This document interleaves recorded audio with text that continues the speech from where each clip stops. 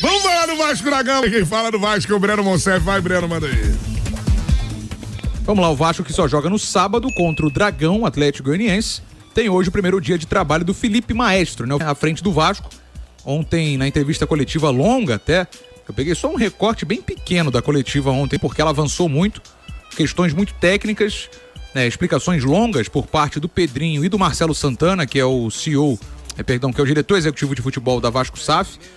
Então, foram palavras até longas, né? Eles foram prolixos para explicar ao máximo as situações do Vasco e responder as perguntas, né? Enfim, então, sobre a permanência da dupla Payet e Felipe Coutinho, assim, o Marcelo Santana foi bem claro, porque são gastos, né? Até num outro momento, o Pedrinho falou que não gasta um centavo com o Felipe Coutinho, no sentido de que o salário do Coutinho foi acertado projetando o aumento de sócio-torcedor, e isso aumentou na palavra do Pedrinho. Mas, por outro lado, o Marcelo Santana falou que não se pode causar um desequilíbrio na folha. Hoje a folha do Vasco, que é superior a 17 milhões de reais. E assim, o retorno técnico tem que ser avaliado. Então, palavras do Marcelo Santana.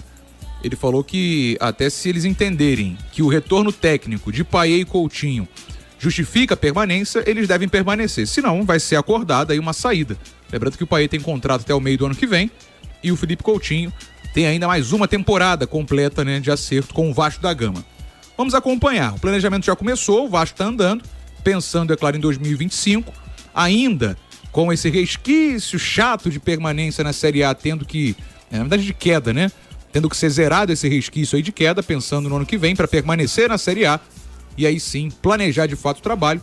Lembrando, sábado tem Vasco e Atlético Goianiense, 9h30 em São Januário, 9h30 da noite, com Felipe Loureiro, Felipe Maestro, à frente do Vasco. É muita coisa para ser feita entre esse ano e o ano que vem no Vasco, né? Primeiro, há de se decidir se vai ser vendida a SAF. Se não for, a realidade é essa. Os jogadores vão sair, até que em profusão, vários jogadores têm contratos acima do que o Vasco pode pagar. E o horizonte não é animador. Não. Fora a venda da SAF. O Vasco vai fazer contratações olhando para a Série B, olhando para um mercado específico do futebol brasileiro. Oportunidade de mercado. É isso aí. Vai ter que ser criativo o Vasco, né? Sem dinheiro você tem que ser criativo. Tem clubes que conseguem, né? A gente tem alguns exemplos do futebol brasileiro. Acho que o Fortaleza é o maior deles, né? Tá? De que conseguiu ser competitivo, disputar grandes coisas, tendo um orçamento bem mais enxuto que o da maioria. A gente sabe que o futebol nordestino, em grande parte, tem um acesso bem menor à questão do dinheiro, né? E o Fortaleza conseguiu se virar bem nesse sentido. E aí você vai se reforçando, se reestruturando, negocia melhores patrocínios. Eu acho que o Vasco tá muito distante disso, tá? Acho que é um exemplo em que você se espelha, mas não sei se dá pro Vasco, em curto prazo, reproduzir isso. Acho que pro Vasco o melhor caminho é buscar um investidor. Claro, com calma também, não dá pra ir no desespero buscar qualquer investidor pra não fazer uma besteira como fez na 777, mas ao mesmo tempo a vida não para.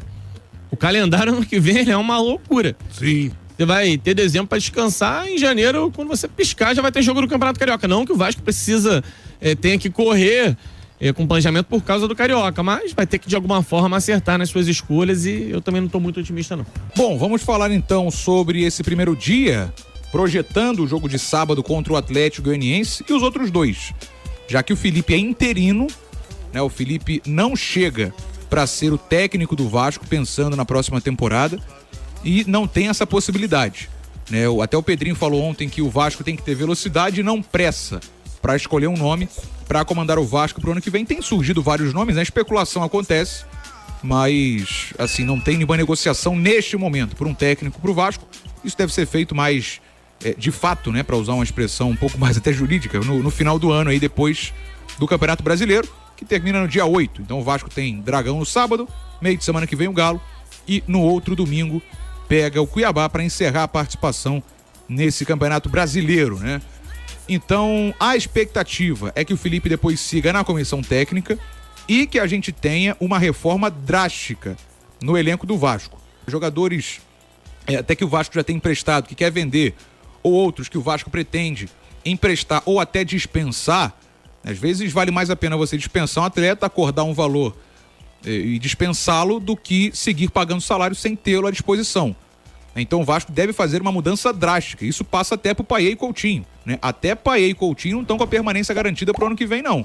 Isso aí vai ser avaliado ao final da temporada pela questão técnica dos dois. Então a gente pode esperar de fato uma mudança até drástica nesse elenco do Vasco, uma mudança de perfil com jogadores do próprio cenário nacional e pela realidade financeira do Vasco. Ainda não temos em vista um proprietário novo, né? Em vista, digamos assim, no horizonte de fato para Vasco SAF. Então a situação é essa. O Vasco hoje tendo o primeiro dia de trabalhos com o Felipe, deve ter a utilização de jogadores da base para dar uma oxigenada no elenco e tentar terminar com cabeça erguida. Tem 2 times já rebaixados, né? O Dragão e o Dourado, o Atlético Goianiense e o Cuiabá. Nesse planejamento para 2025, com essa interrogação gigante, né, o Léo e Vitor, em relação ao poder financeiro que o Vasco terá em 2025, né? Precisa ganhar mais um jogo antes, né, Azevedo? Acho que precisa de mais 3 pontos. Tu acha que ainda precisa de... Precisa, claro que precisa. Acho que tem 43. Precisa ganhar mais um jogo. Bom, sinceramente, não passa pela minha cabeça hoje possibilidade de rebaixamento. O Vasco pega, como disse o Breno, 2 rebaixados, Atlético Goianiense e Cuiabá. Tem que ganhar um desses. Sim. Tá trocando de treinador. Se tá trocando de treinador é porque tem alguma coisa errada. O Vasco precisa ganhar um desses jogos. E aí sim começa a pensar no ano que vem. Começa a pensar nos cortes, nas contratações. Tem que saber também se vai jogar Sul-Americano ou não. Provavelmente vai. E aí entra um dinheirinho a mais no cofre. Tem que resolver a questão da comissão técnica. É um planejamento difícil para quem tá em condições ruins, desfavoráveis no quesito finanças, né? Vai ter trabalho, Pedrinho. E ao mesmo tempo tem que controlar a questão da obra, se vai rolar ou se não vai. Tem que vender ou não a SAF. Vai ser um ano decisivo e o Pedrinho vai ter que fazer jus a todo o esforço que ele fez para virar presidente do Vasco, né? Agora, tem uma situação que fica muito clara, né? A chegada do Felipe como treinador do Vasco, ela é muito na questão motivacional, na questão realmente para apagar incêndio, e é um momento certo de fazer isso porque faltam 3 jogos pro Vasco, né? Não adianta você querer um treinador que modifique a maneira do time jogar, nem tem tempo para isso. Então o Felipe entra muito nesse escopo de dar essa motivação que o time precisa, né, Luiz? Será que ele não vai mudar o jeito do time jogar? Essa é uma preocupação que eu tenho. O Léo... Vem aí o tic-tac do Maestro. Então, hein? o Léo é torcedor do Bangu, ele sabe muito bem que o Felipe tem um estilo de jogo muito peculiar. Sim. Será que ele vai tentar? Ele é dinizista e ele tinha um carinho por alguns jogadores, um goleiro específico que jogava bem com os pés. Imagina, Azevedo, volante. aquela troca de passe na saída, ó, do Léo Jardim pro Léo Pelé. Em cima da linha, Maicon, aí do Léo Pelé pro Maicon. Aí o Maicon chama o Cocão, aí o Cocão devolve, né? Aquela troca de passe. E assim, ele é dinizista do estilo clássico, de às vezes colocar um volante na zaga. Isso. Pra qualificar a saída de bola. O protocolo de emergência. Aí ele recua o Cocão como um zagueiro. Isso. Entendeu? Aí ou já, Hugo Moura. Já na planta. Ou o Hugo Moura também. Pode recuar como um zagueiro e botar mais um atacante. Olha que beleza. Eu não tenho essa certeza toda de que ele não vai mexer na forma de jogar, não, cara. É importante a gente falar isso pro torcedor que não conhece o trabalho do Felipe, porque tem gente que não conhece. Que vai nessa. Perguntaram aí se ele era treinador, pô. O cara tem licença, pô. Já vai pro, sei lá, o 8º clube na carreira. Ele treinou o Tigres com o Pedrinho, Volta Redonda, Bangu. Mas ele tem o estilo de jogo dele, tem as convicções dele. As mesmas teimosias que todo treinador tem. Inclusive, as primeiras fotos do Felipe como treinador foram de Vitor Costa. É mesmo, lá no Tigres. saudoso... O Pedrinho era o auxiliar técnico dele.